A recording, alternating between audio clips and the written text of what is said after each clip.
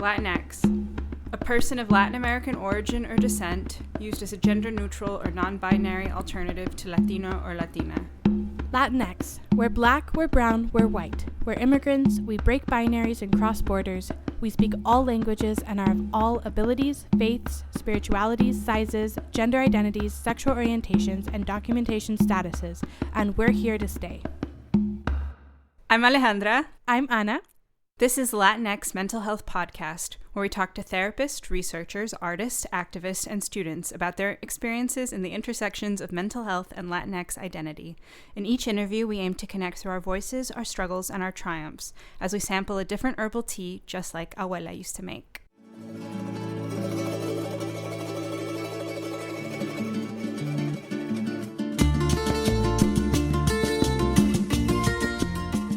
For this episode, we spoke to Lynn Panepinto, a licensed social worker in Austin, Texas.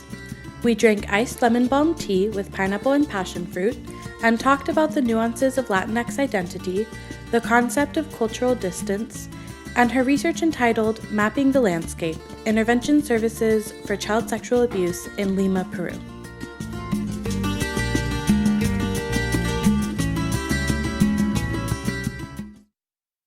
The Latinx Mental Health Podcast is not a substitute for professional mental health care.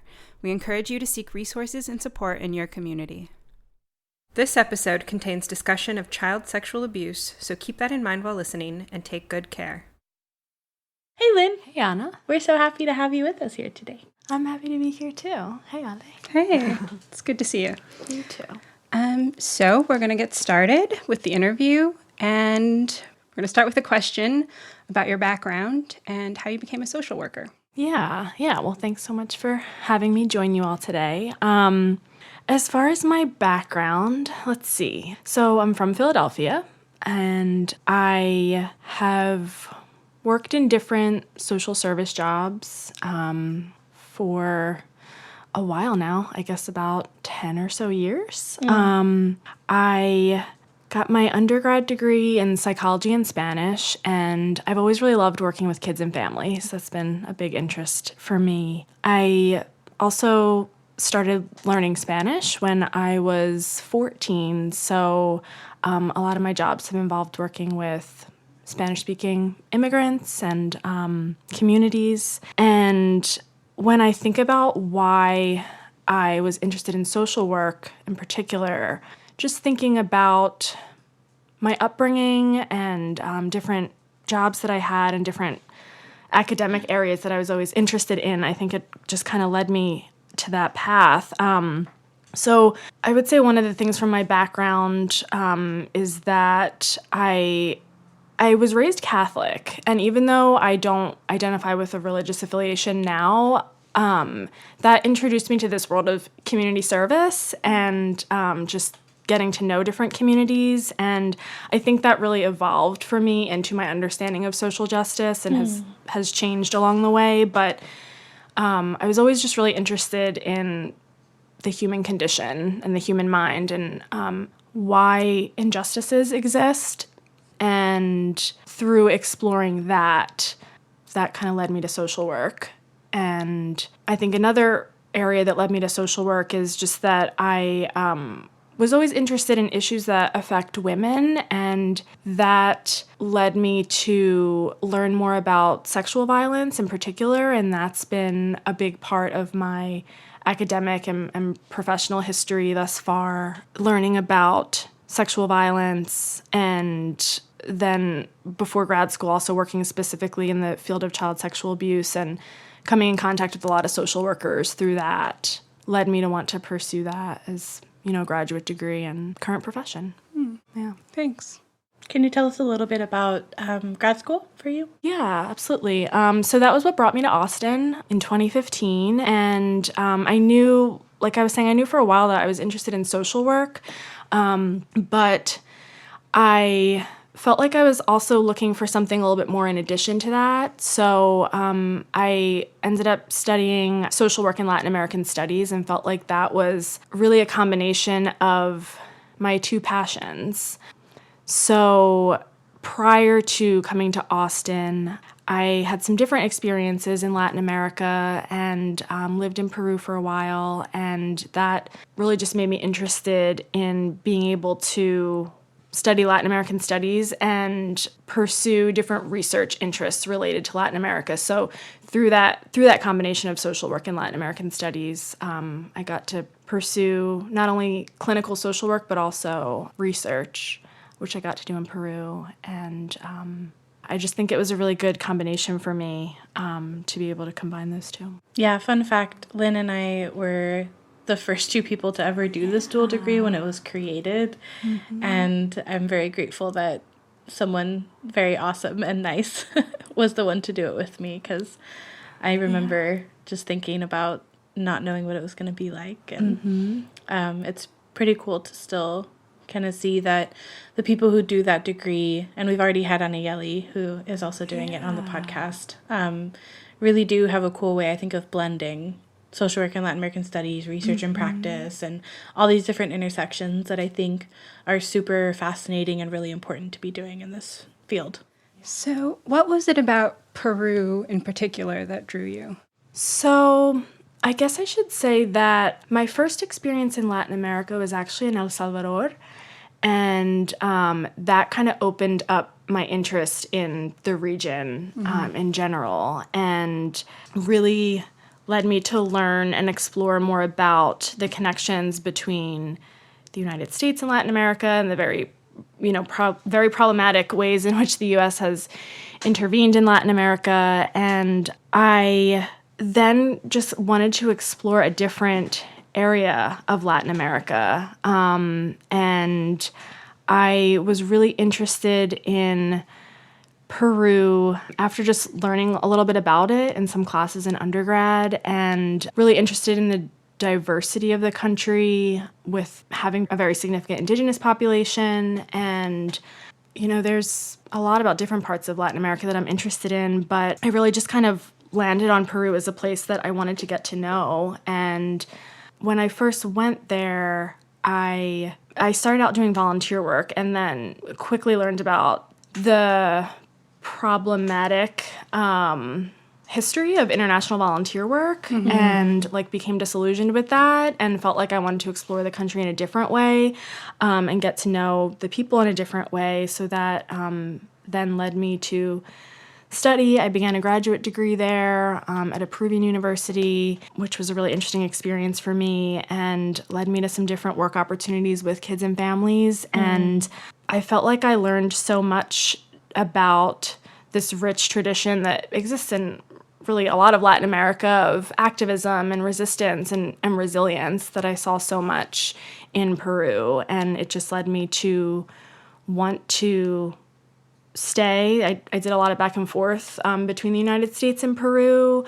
And so it led me kind of to keep going back. And it also ultimately led me to want to give something back, which led to the idea of my thesis research and wanting to do that in Peru, because I wanted to find a way to give back, even in a very small way, to a country that I feel like has given me so much. Do you want to tell us a little bit more about your master's thesis? Yeah, sure. Like I was saying before, I have been interested in the field of sexual violence, and when I was in Philadelphia, I was working with a child advocacy center that focused on, I was an advocate for families whose children had experienced sexual abuse. So that was really what got me interested in that specific topic. And through that work, it was pretty interesting because I became connected with professionals from different parts of the United States who were going to Peru on a yearly basis to participate in and conduct some different trainings on child sexual abuse.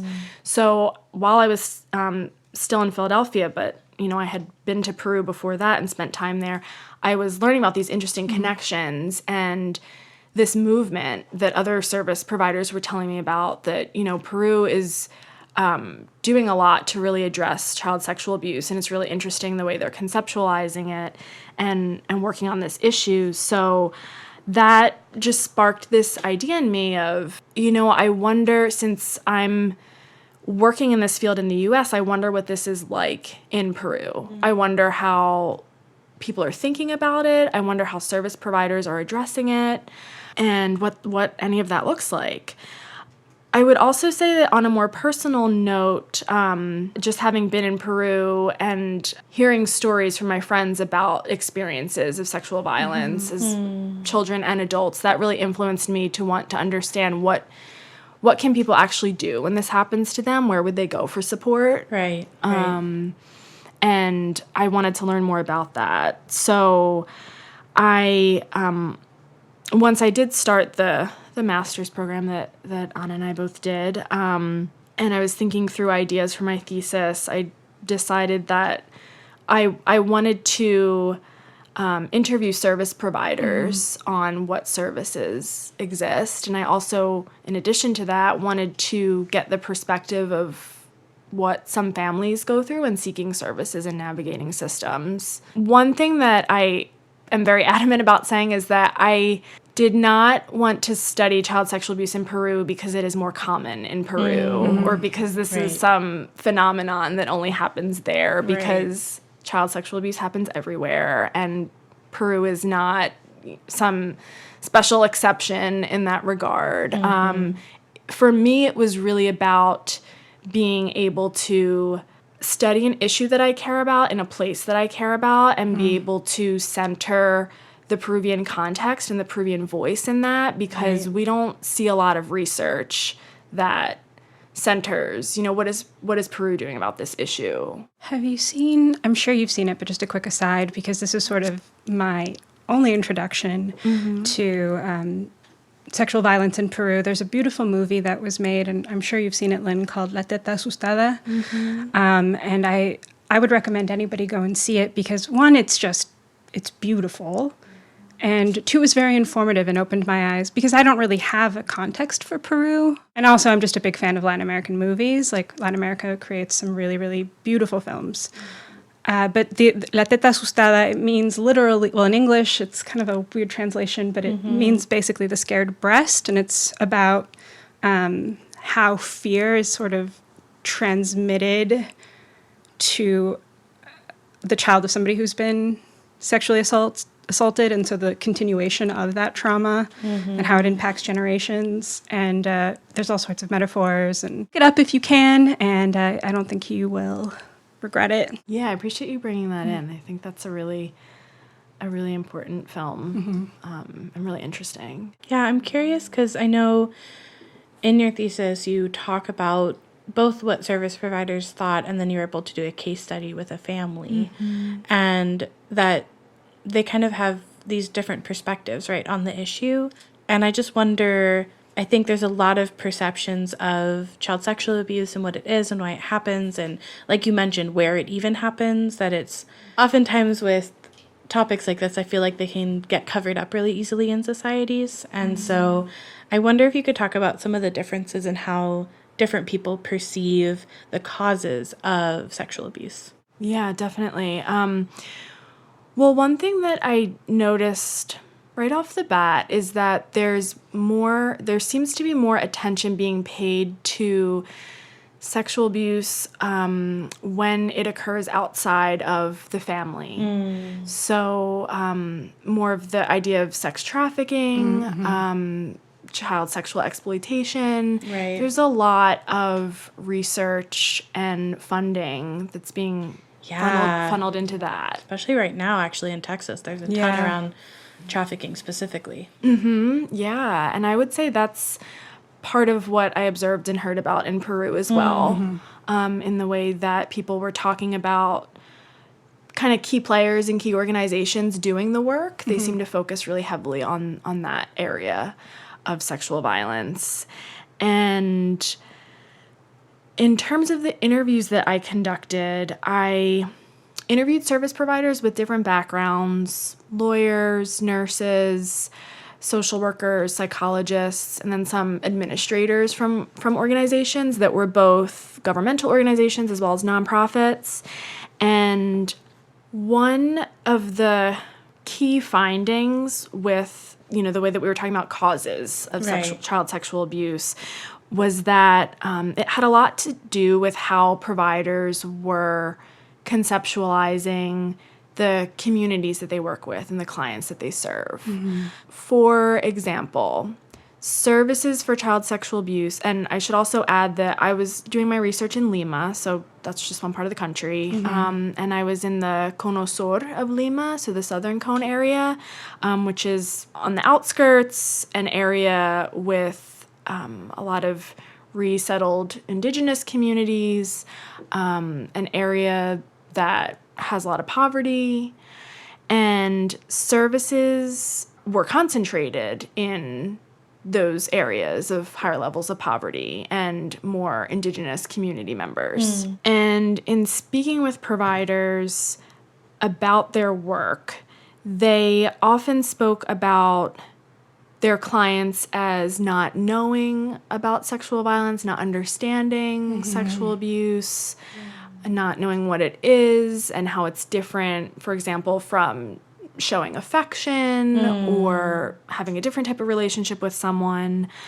And there was also this sometimes underlying and sometimes a little more explicit belief that was voiced about community members being responsible for sexual abuse. So, for example, there was some discussion of mothers who were either not raising their children properly if their children became perpetrators of abuse, or not looking out for their children if they became victimized by a perpetrator.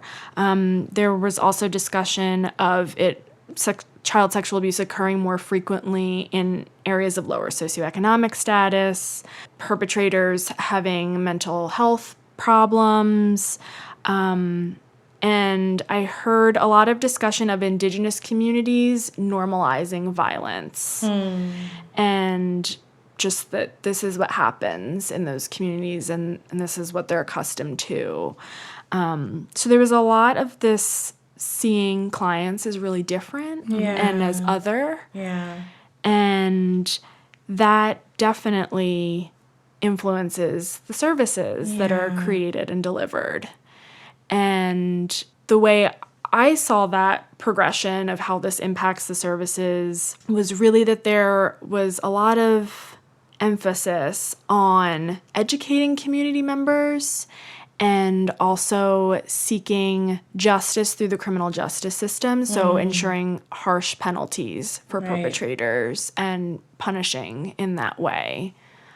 Because really, if the cause is seen as a problem within the people and within the community, then that would lead to wanting to come down really hard and, imprison people and also educate them in a way that could sometimes be helpful and could sometimes be not helpful to the communities if the providers are not really understanding where they're coming from and able to work collaboratively with them. Yeah, that sounds really similar to a lot of things that happen in the U.S. and how oftentimes communities of color or communities that live in poverty or have different other barriers get perceived, and then the punitive piece. And from the pieces I know about this issue, and like you said at the beginning, like this is not an issue that is exclusive to like poorer communities or any particular community, right? Like we know that it spans socioeconomic classes and all the different spaces. So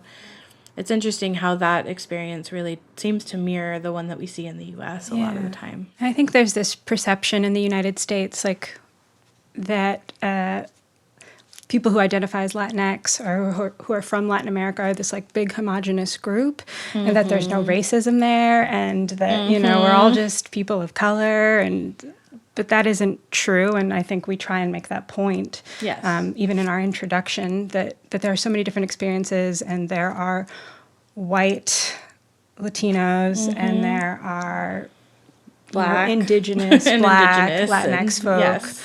So I think that's also sort of what you're speaking to. Yeah, I appreciate you bringing that up. And even within the indigenous community, there's so much diversity. Yeah. I mean, in my thesis, I use the term indigenous because that's what my participants were using, but that is not even fully taking into account all the different pieces, all the nuances of what those community members could look like and be like. Was there any difference too, I guess, just to follow up on the initial question, because you did do a case study as well with the family, right? So I'm curious to know if you did notice for folks that were receiving services, if you were able to see that they may have had a different perspective or not.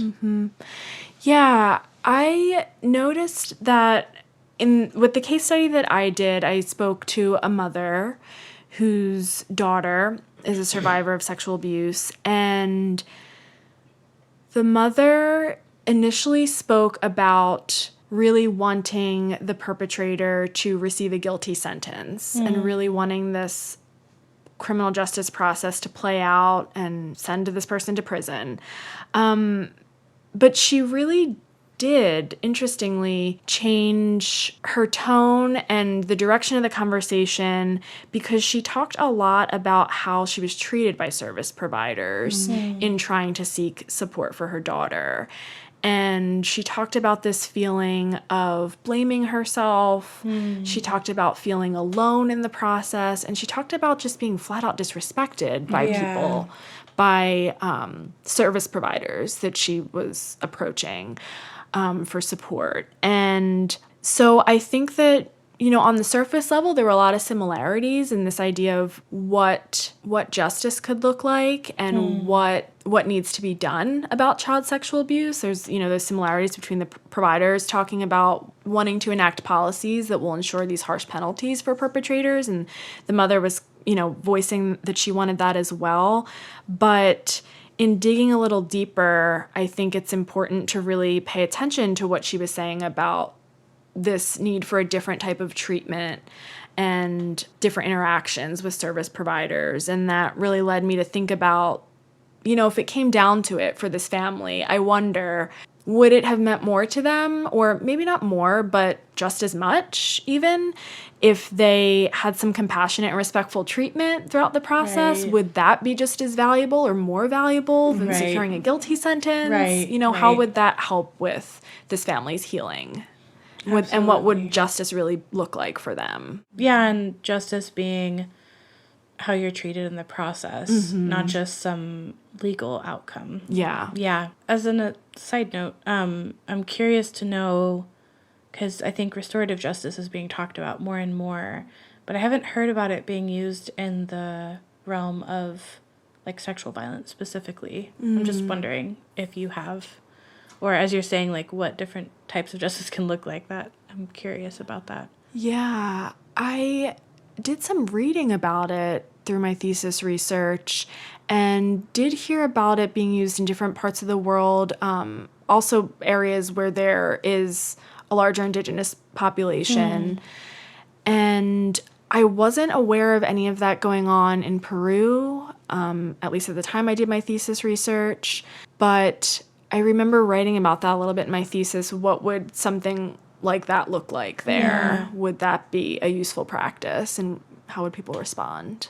Because I feel like sexual violence specifically gets stigmatized in a different way than other forms. So I would just wonder if there might be more, like, cultural resistance or societal resistance to something different. I don't know.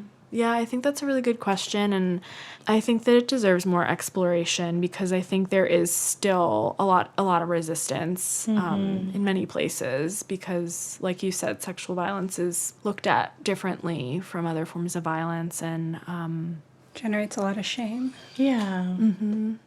On all sides. Definitely. It's time to refill our cups. Join us at the table for a nice chat and a cup of tea in a part of the episode we call the Soba de Missa.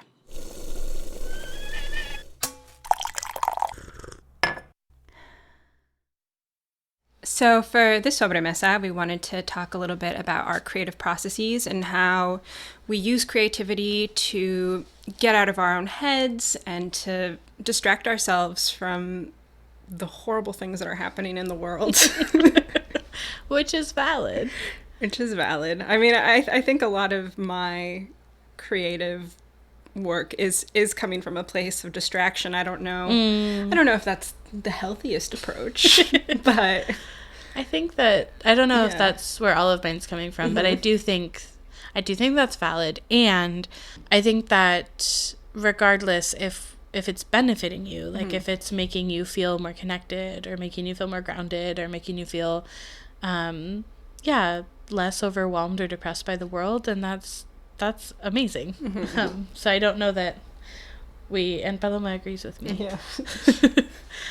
So I don't know that we necessarily, have to say that it's always like in this place of like we start out just feeling inspired and grounded and like fabulous, and that's when we create. Because I think that's actually the point, right? Is that like we've talked about, you don't actually have to be amazing at, hobbies or at crafting or doing things. And there's a great Facebook post recently about that, that really helped me think about it, because I think I can get sometimes into that idea of things needing to be perfect. And, the post talked about how, we don't have to be amazing at our hobbies to enjoy them, and they don't need to be monetized. And that's like a very capitalistic thing that has been, rampant in this society of like, oh, you're good at crocheting, you should sell things, right? As if, it's this idea that our time must be used in a way that's earning money or in a way that's, quote, productive, rather than just having time to be and to be with ourselves and our imagination and our own creativity, which is such a gift. Yes. And definitely has become almost a privilege. A lot. And I think, too, when we talk about processing, this is something that came up when I've facilitated the support group at the Hutto Detention Center for Immigrant Women.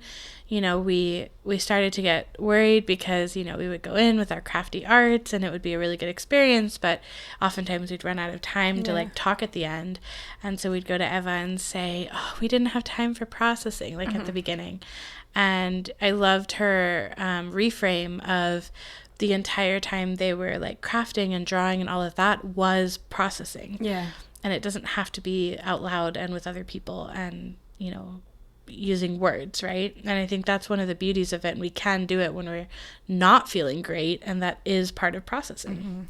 And, from the few times that I went with you and facilitated that group, I think something that somebody mentioned every time was that during that time, it was as if they were somewhere else. Yes. Like they were able to like sort of leave the dreariness and the horribleness of being incarcerated and just escape a little bit. Yeah. And so, I think that speaks to what you're saying. Like if, I think sometimes the idea of distraction, we might give that like a bad name or like lump it into the silliness of like negative coping versus positive coping or whatever, like face your things or whatever.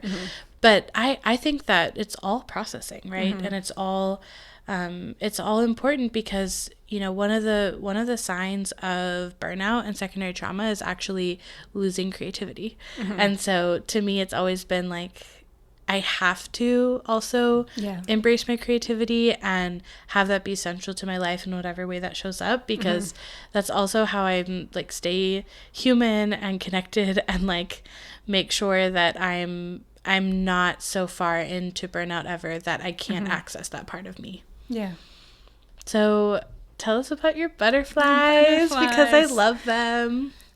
Yeah, thank you. They are fabulous. We'll post a picture. Yeah, we'll post pictures on Instagram. I'm not going to sell any, but they're still pretty good. They are. I do say so myself. They are amazing.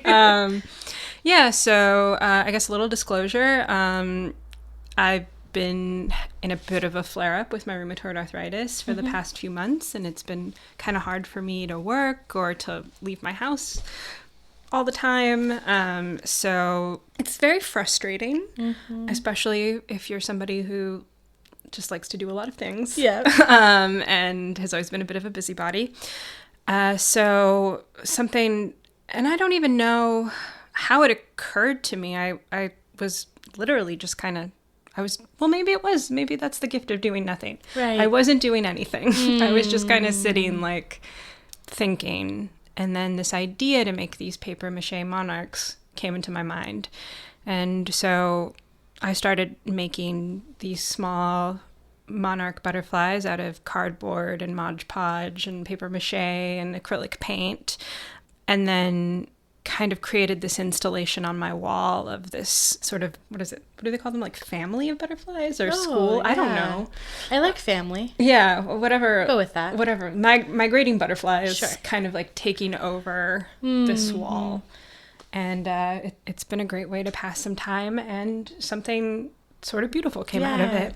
It looks really nice. And, it obviously ties in really well with themes of like migration and butterflies can also be a symbol, right, of like change and morphing and all of that. But I love that idea of the gift of doing nothing. Yeah. And it did. I mean, I'm, a product of our time and place. So I did have to justify it a little bit in my mind as like being productive. I was like, well, this is the room that we podcast in. Right. And so I can make it so that our guests come in to something a little bit nicer. Sure. And I think it will function that way.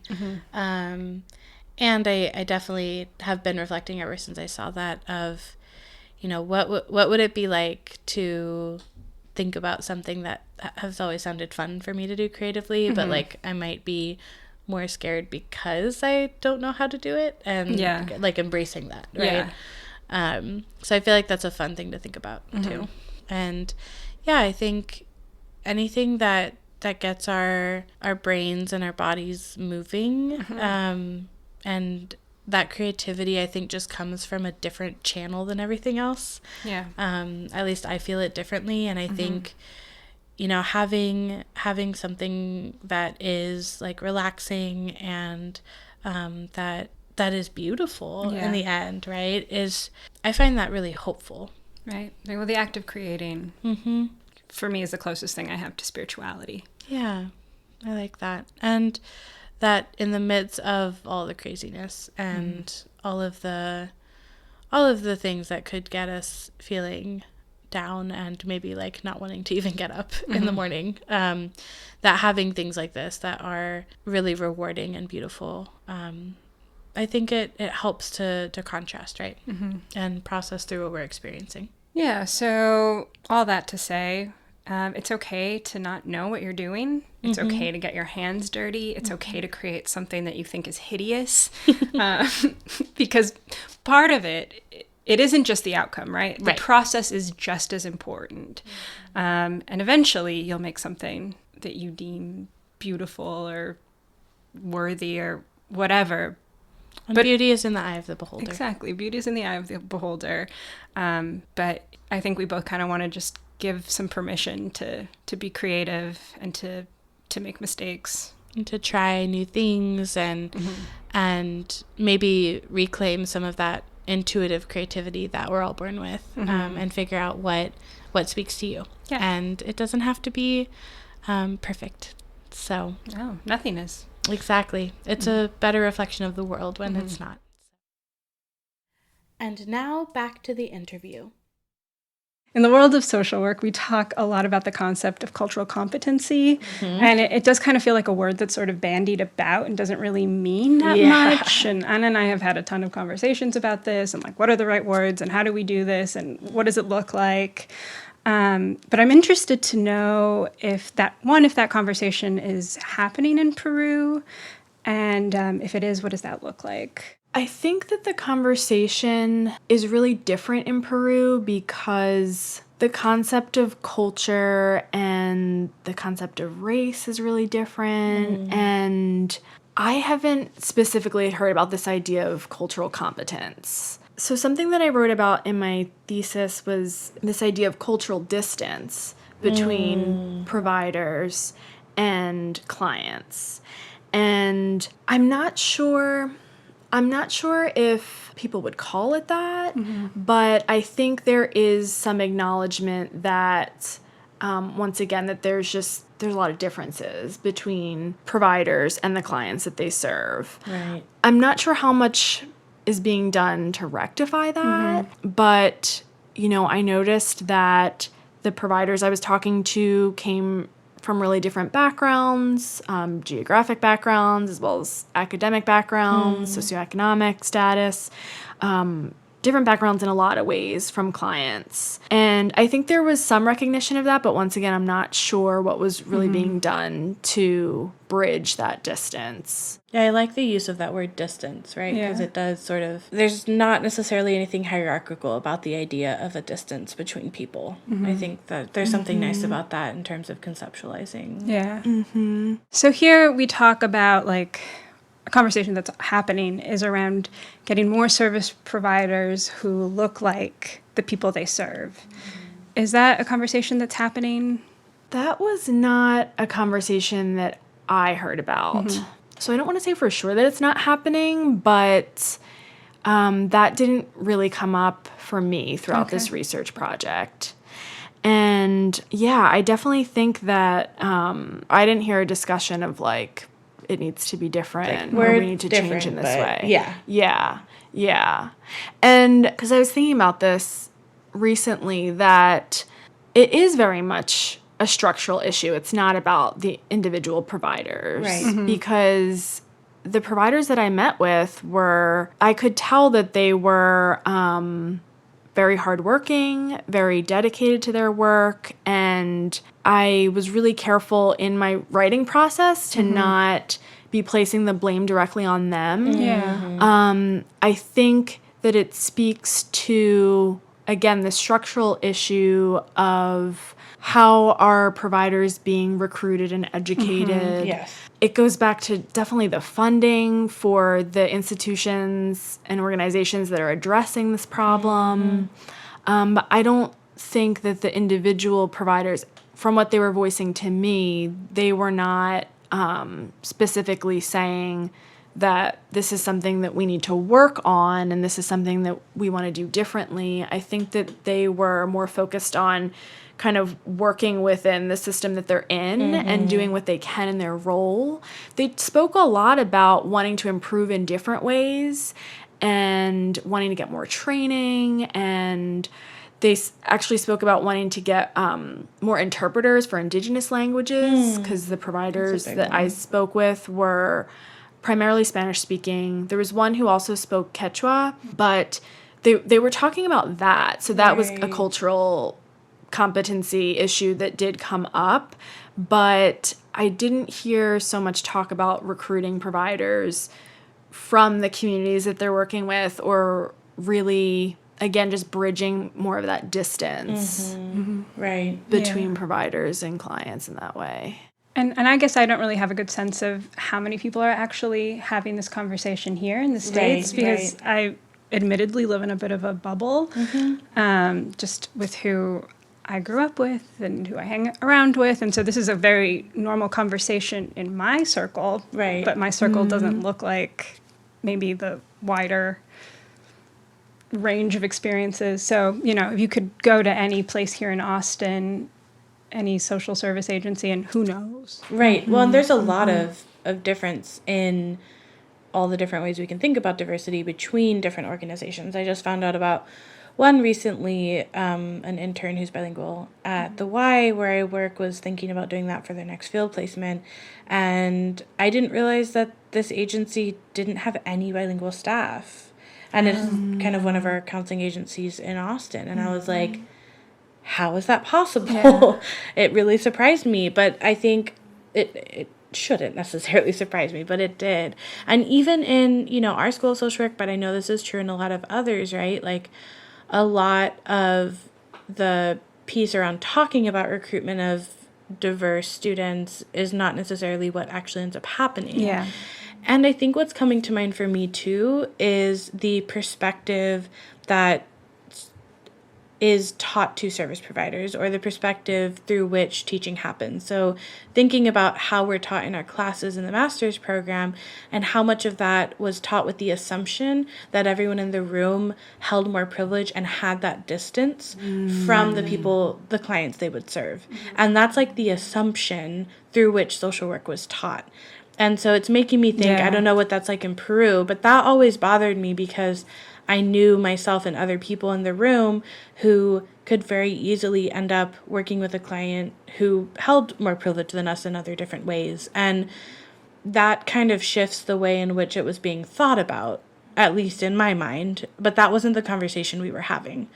And I think that, if there's anything like that happening in Peru in terms of the teaching sphere of professionals, right? Like, it then kind of makes sense that is how we end up with this kind of assumption of how we're interacting with folks. Yeah, and I mean, I guess we have to look at social work like its historical roots. I mean, it's rooted in imperialism and colonization, and not without its fault at all. Well, and like many professions, right? Like, it's rooted in white Westernism a lot of the time. And so, like, whenever we have something like that, and it can tend toward, like, savior complexy kind of ideas, then I think it's worth critiquing. And also, like, if we're going to try to diversify in all the different ways that means our professionals, like, to me, that requires, like you're saying, it's a systemic issue. It requires a system change of how we conceptualize social work education, where we remove the assumption that social work students that will become professionals are coming in with more privilege. And that requires systems to, like, shift so that's possible too, to a greater extent. But I think part of it is, like, we have to undo the internalized thinking about how that even works in the first place. Yeah. And I'm just going to say it, like, most inclusion, diversity boards that I've seen or been a part of are trash. Yeah, well, and oftentimes the burden gets placed on, like, the one or two faculty of color who, like, have to do all the quote-unquote diversity stuff.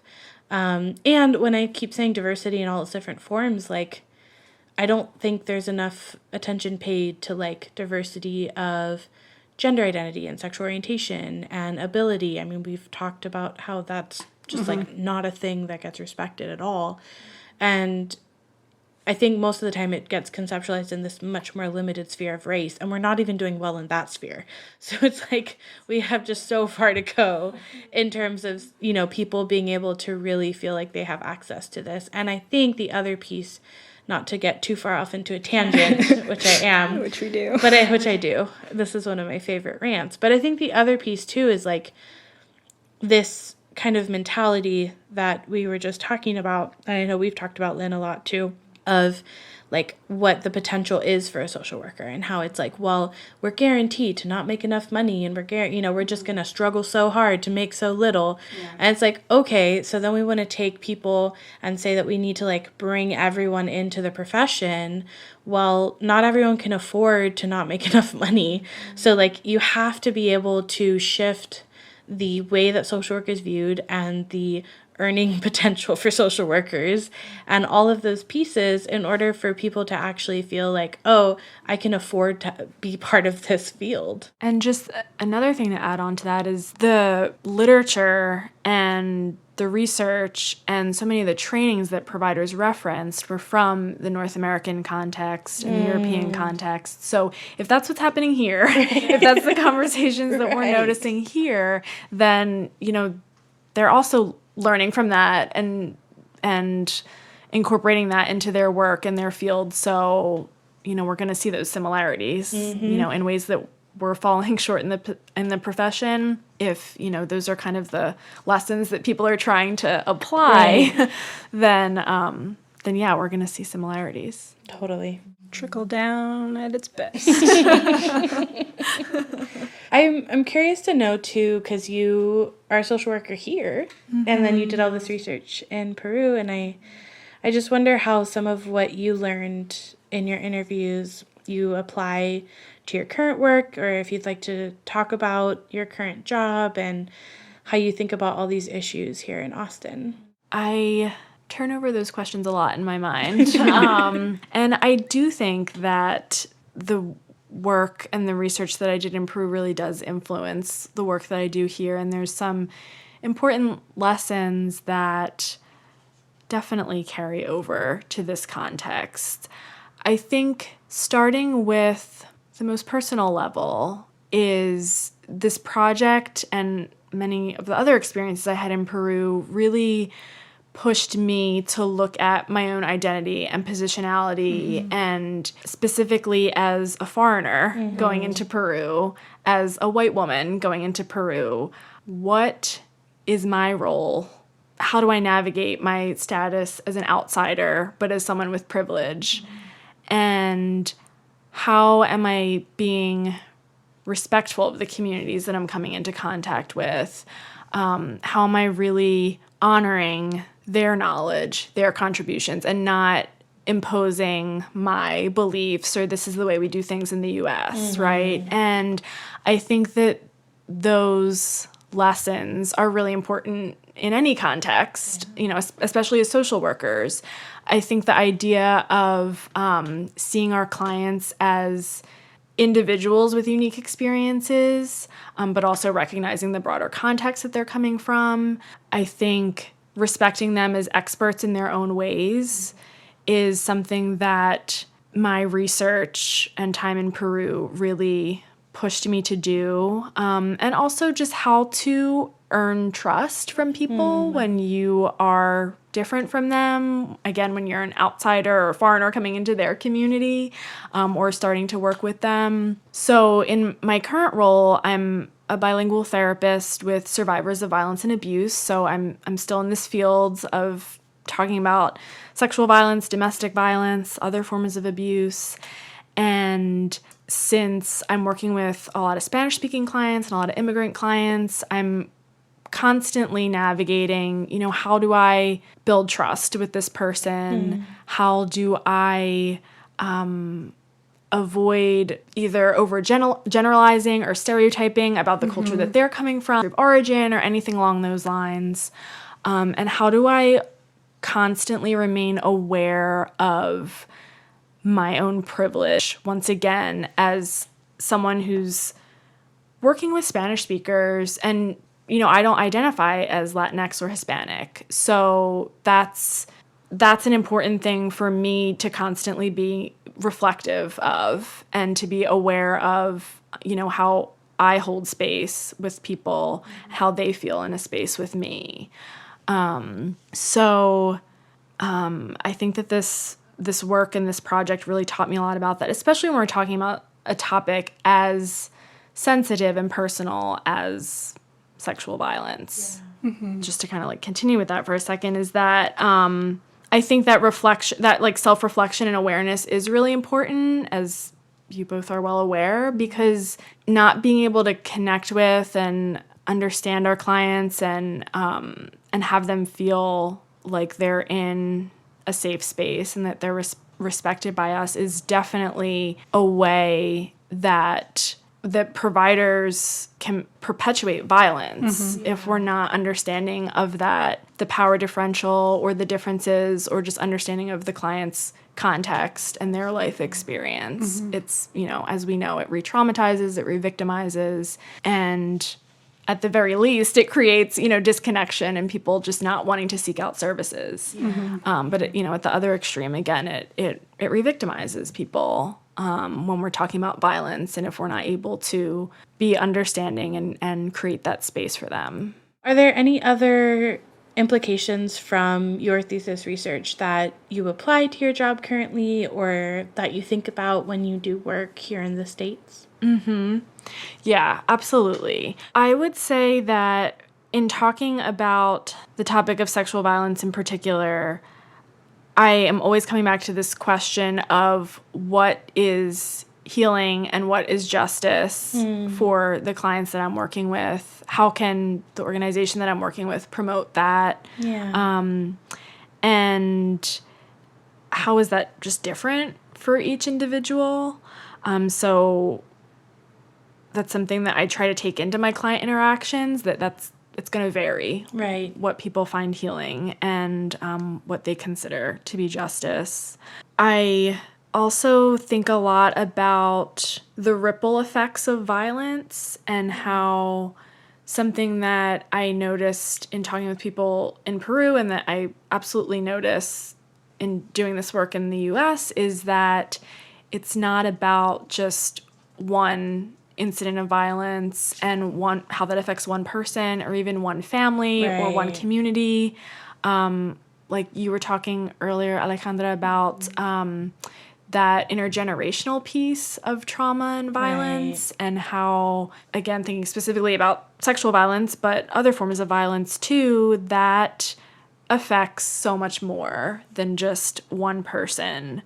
And even though I'm working primarily at the micro level as a clinician, I'm very aware of the fact that this is a community issue. And I remember one of my participants in Peru said that she prefers the term community violence when she talks about sexual violence, because she doesn't feel that that encompasses maybe the way that it really affects the community. Another implication is that child protection and violence is so culturally dependent, and people think of that issue so differently, and even just different families conceptualize it in different ways. So I think that when I think about child protective services and policies that they utilize, not everyone understands those the same way. And of course we need to prioritize people's safety. Right. And we also need to recognize that people are coming from all different belief systems and backgrounds when we talk about protecting children, when we talk about sexual violence, and really trying to understand and in some cases really honor the knowledge that people and the beliefs that people hold, even when they're different. And I know that gets really tricky when we're talking about something like violence and abuse, because, again, we need to prioritize safety. But I think that we need to communicate with each other about those issues in a way that everyone can understand. Right. And I think that brings up for me, too, something I think about a lot, especially when I get asked to consult on some projects that are specifically meant for the Latinx immigrant community that maybe have more recently immigrated. And what I see people doing a lot is trying to kind of beat around the bush, or like talk down to people, or like be really vague, when really that's like their discomfort of the overgeneralized stereotype of like they're going to hit their children, which is, like, to be explicit, what these people are worried about is happening. And like, I think also, like with many stereotypes, that comes from some root of truth. And we have that history in our own countries of like where corporal punishment of children comes from. So I think, to me, it's this need to not condescend to people and to be extremely explicit. And I'm always advocating for any guide for parents or things like that to just be like, this is what CPS is. This is their purpose. This is why. And these are the things they're not going to be okay with. And not go into judging any one or other way of like raising children, but just being extremely explicit about the laws and regulations that we have here. And that complex cultural piece can totally come in later. But if you're making a guide for like people in an entire community, you can't be able to actually, like you're saying, cover everyone's experiences and opinions in the first place. So I think there's that like need to stop tiptoeing around it too. Like that's what comes up for me when you're talking about this area, and just saying like, this is how things are. And therefore, these are what you need to be mindful of. I know that Eva, who we had on the podcast, will talk about like, for example, she worked with a community of refugees that all lived in the same apartment complex. And there were a lot of discussions of like, where, y'all came from, children could run around and like every adult was responsible for every child. And here that might get categorized as neglect if you left and your 8-year-old was like running around the apartment. And it's not like judging the action that happened, because in that case, like we understand fully where that comes from. It's just explaining, this is how this will be perceived here. Let's troubleshoot like how this 8-year-old can get some childcare. Yeah, and I think that's where that self-awareness piece that you were talking about really comes in too.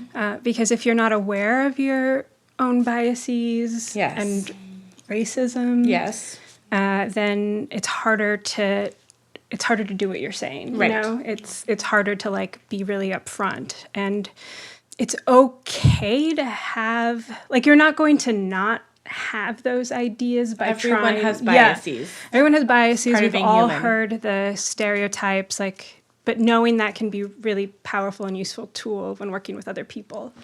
So working in the field of sexual violence is heavy work. Mm-hmm. How do you, in the face of this violence, hold on to your humanity? I think that's a great question. It is definitely challenging, and there have been times both as a researcher and a clinician when I've felt very overwhelmed with content and with just thinking about